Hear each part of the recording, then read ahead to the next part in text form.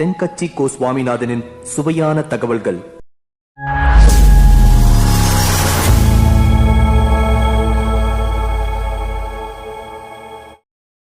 சரியா போடுது. அது நான் கூட வேடிக்கையாக சொல்கிறது உண்டு. அந்த நண்பர் எப்போ பார்த்தாலும் ஃபோனில் எடுத்தாலும் வாழ்க வளமுடன் பாரு, நேரில் வாழ்க வளம். நான் வேடிக்கையாக சொல்லுவேன், நான் ஒருத்தன் கிணத்துல விழுந்து கிடக்குறான்னு வைங்க, கிணத்துல விழுந்து கிடக்கு, ஐயா யாராவது காப்பாற்றுங்க காப்பாற்றுங்கிறான். அப்போ கூட அவர் வந்து எட்டி பார்த்தாருன்னா முதல்ல வாழ்க வளமுடன் அப்படின்னு சொல்லிட்டு அதுக்கப்புறம் தான் கயிறு எடுக்க ஓடுவார். அந்த அளவுக்கு மனசில் வந்து பதிஞ்சு போச்சு அந்த வார்த்தை. நம்ம அப்படி அந்த எண்ண அலைகள் உலகம் பூரா பரவணுங்கிறது அதுதான். அது அப்படி அது அந்த எண்ணத்துக்கு வலிமை உண்டுன்னு இப்போ நம்ம நிறைய இது பண்ணிகிட்ருக்குறோம்.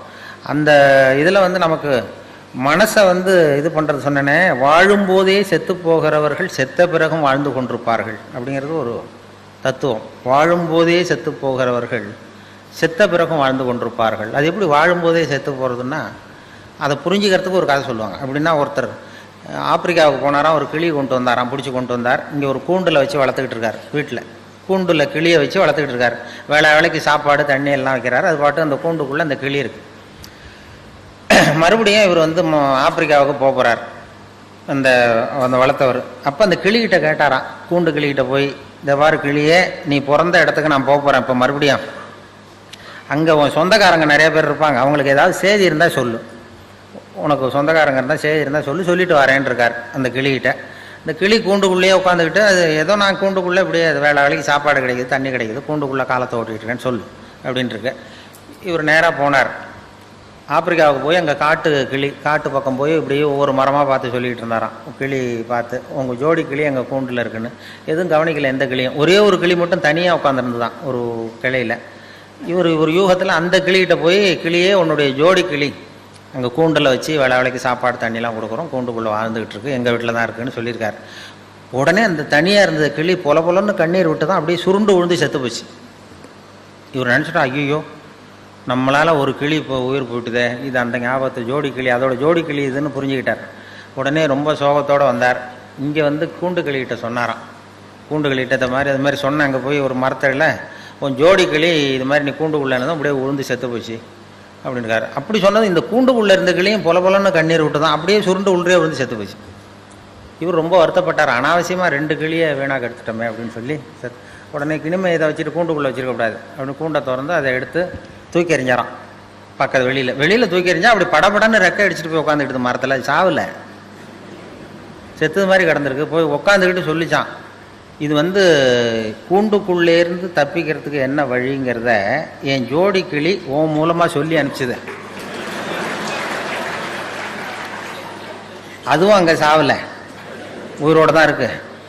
கூண்டுக்குள்ளேருந்து நீ தப்பிக்கணும்னா செத்தது மாதிரி நடி, உன் தலைகள்லேருந்து விடுபட்டு போயிடலாம், வெளியில் வந்துடலாம், கூண்டிலேருந்து விடுதலை கிடைக்கும் உனக்கு.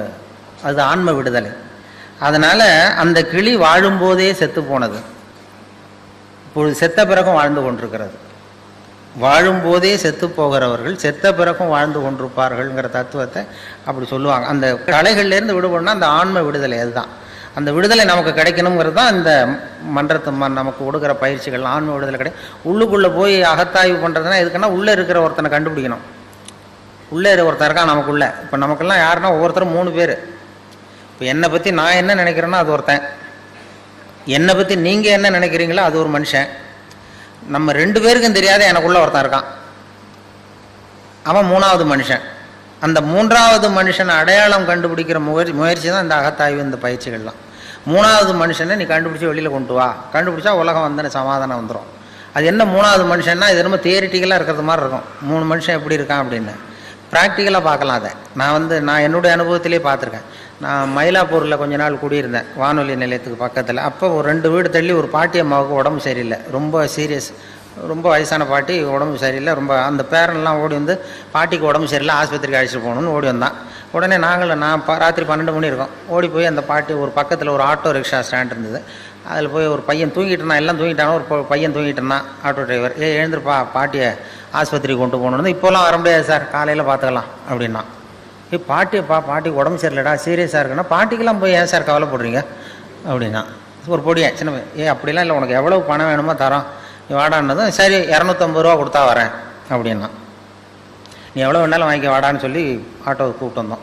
அந்த இடத்துக்கு 30 ரூபா தான் இப்போ பணம் கொடுக்கறது வழக்கம். அந்த இடத்துலேருந்து ராயப்பேட்டை ஆஸ்பத்திரிக்கு 30 ரூபா. இவன் 250 ரூபா கேட்டான். சரி வாடான்னு சொல்லி கூப்பிட்டு வந்து பாட்டி வீட்டுக்கு முன்னாடி நிறுத்தி அவனும் உள்ள ஓடி வந்து பாட்டியை தூக்கும்போது அவனும் கை கொடுக்குறான். கையை கொடுத்து தூக்கிட்டு வரான். தூக்கிட்டு வந்து பாட்டியை உட்கார வச்சு நாங்கள்லாம் போகிறோம். போய் ராயப்பேட்டை ஆஸ்பத்திரியில் கொண்டு போய் இறக்குனதும் அவனும் மறுபடியும் தூக்கிட்டு வரான். பாட்டியை தூக்கிட்டு வந்து டாக்டர்கிட்ட ஒப்படைச்சிட்டு மறுபடியும் வெளியில் வந்தான். டாக்டர்கிட்ட ஒப்படைச்சிட்டோம் இந்த பாட்டியை. அப்புறம் வெளியில் வந்து இவன்கிட்ட இந்தா நீ கேட்டால் 250 ரூபா இந்தடா அப்படின்னு கொடுத்தோம்.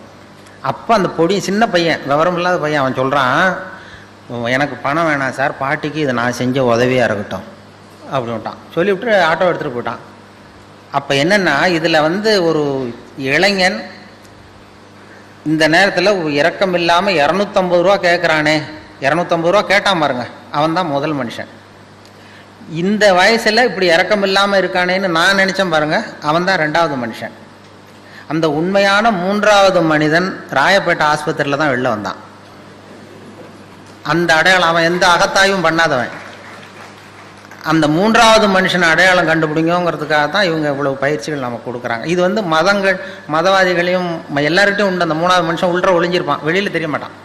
இப்போ அமர்நாத் கோயிலுக்கு இந்து பக்தர்கள்லாம் போயிட்டு இருக்கிறப்ப செத்து விழுந்தாங்க ஒரு 5-6 வருஷத்துக்கு முன்னாடி பேப்பரில். அதாவது குளிர் தாங்காமல் செத்து போய் விழுந்துட்டு இருந்தாங்க அமர்நாத்துக்கு, அந்த குளிர் இதுக்கு. அப்போ வழியில் இருக்கிறவங்கெல்லாம் வீடுகள்லாம் திறந்து வச்சு இந்த சாவறதுக்கு போராடிக்கிட்டு இருக்கிற இந்து பக்தர்களெல்லாம் கூப்பிட்டுக்கிட்டு வந்து அதுக்கு போர்வை போற்றி கம்பளி போற்றி ஆகாரம் கொடுத்து அவங்கள பிழைக்க வச்சு திருப்பி அனுப்புனாங்க. அப்படி திருப்பி அனுப்புனவங்கலாம் அங்கே இருக்கிற முஸ்லீம்கள். அதுதான் அந்த 3வது மனுஷன், அவன் தான் 3வது மனுஷங்கிறது. அப்போ போய் அந்த மதம் இது அவன் பார்க்கல. அது மாதிரி அந்த 3வது மனிதன் அரசியல்வாதிகளுக்குள்ளேயும் இருக்கிறான், எல்லாருக்கிட்டையும் இருப்பாங்க. இப்போ ஸ்டாலின் வந்து இருக்கார் மேயர், மெட்ராஸ் மேயர், அவர் வந்து பிறந்த நாள் வாழ்த்து சொல்கிறதுக்காக திருநெல்வேலி பக்கத்துலேருந்து நிறைய பேர் வந்துருந்தாங்க. ஒரு 8 வருஷத்துக்கு முன்னாடி எல்லாரும் வந்து பிறந்தநாள் வாழ்த்து சொல்லிட்டு திரும்பி போகிறாங்க. திண்டிவனத்துக்கு பக்கத்தில் ஒரு அந்த இளைஞர் அணி, திமுக இளைஞர் அணி வேன் கவுந்துட்டுது. 4-5 பேர் செத்து போட்டாங்க ஆக்சிடெண்ட்டில். சில பேர் உயிருக்கு போராடிட்டு இருக்கிறாங்க. ராத்திரி 11 மணிக்கு 12 மணிக்கு நடந்தது. எல்லாம் இடித்தவன் ஓடி போட்டான். அந்த நமக்கு எதுக்கு வம்புன்னு. அதுக்கப்புறம் வர்றவங்களும் திரும்பி பார்க்கல, இது நம்ம கோர்ட்டுக்கிட்டு அலையணும் அப்படின்னு சொல்லிட்டு போயிட்டாங்க. விடிய காலம் வந்து அந்த திண்டிவனத்தில் இருந்த இளைஞர்கள் சில பேர் ஓடி வந்திருக்கிறாங்க. அவங்க வந்து டீ குடிக்க வந்தவங்க. பார்த்தா ரோட்டில் கிடக்கு, வேன் கவுந்து கிடக்கு, திமுக கொடி பறக்குது. உள்ள சில பேர் செத்து கிடக்குறாங்க, சில பேர் சாவறதுக்கு போராடிக்கிட்டு இருக்கிறாங்க. இந்த இளைஞர்கள் டீ குடிக்க வந்த பசங்க ஓடி போய் அவங்கள பார்த்து உடனே அவங்கள பிடிச்சி இழுத்து காப்பாற்றி கொண்டு போய் ஆஸ்பத்திரியில் சேர்த்து அவங்களுக்கு வேண்டிய வைத்திய வசதியெல்லாம் பண்ணி கொடுத்து குடும்பத்திலேருந்து எல்லாம் குணம் கொடுத்து அப்புறம் அவங்க ஊருக்கு தந்தி கொடுத்து எல்லாரையும் வரவழைச்சி பரிபூர்ணமாக குணப்படுத்தி வீட்டுக்கு அனுப்புகிற வரைக்கும் அந்த இளைஞர்கள் துணையாக இருந்தாங்களாம்.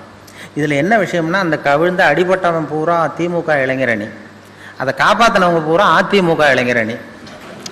அப்போ கேட்டாங்களாம், இது என்னடா அந்த கட்சிக்கு போய் நீ உதவி பண்ண, நமக்கு விரோதி இல்லையான்னு கேட்டிருக்கான் அந்த இவரை, இளைஞர் அணி தலைவர். கட்சி என்னடா கட்சி, மனுஷனை விட கட்சியாக முக்கியம் அப்படின்னாராம். இதுதான் அந்த 3வது மனுஷன். மதவாதிகளுக்குள்ளேயும் இருக்கிறான், அரசியல்வாதிக்குள்ளேயும் இருக்கிறான், விவரம் தெரியாத ஒரு ஆட்டோ டிரைவர் உள்ளேயும் இருக்கிறான்.